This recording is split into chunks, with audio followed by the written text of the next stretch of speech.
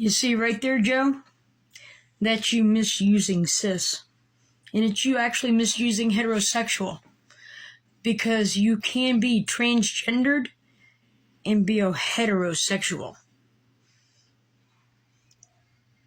That's, if you don't remember, that was one of the big arguments when the LGBT community argued about allowing the transgendered community in, was because a transgendered individual isn't always lesbian, gay, or bisexual. They can be one of those three things, but they can also be heterosexual. And that was the argument.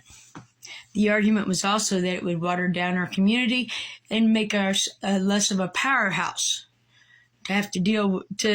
for politicians to have to deal with. It would make us a joke, and that everybody would want in. Here we are, several years later, almost 20 years later after Lawrence v. Texas, and where are we sitting? Exactly where the LGBT community warned people about before adding everybody and having a big umbrella to the community. And that's also why I say I am not a member of the alphabet community. I'm somebody who happens to be a lesbian. Because I don't play Oppression Olympics and I don't play titles and labels. I'm Heather. I'm a lesbian. That's it. And I don't like all the different labels and all the different alities that people want just so they can be special. Because there's nothing special about everybody. There really isn't.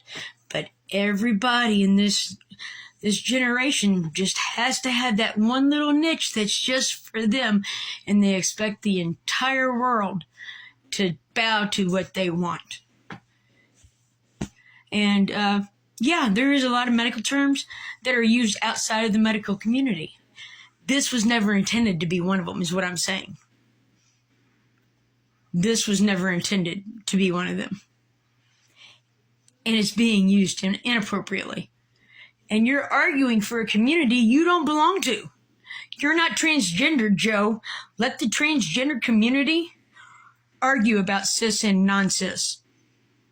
You're not in the medical community and you're not in the transgender community. Let them fight their own fight. You're a gay man.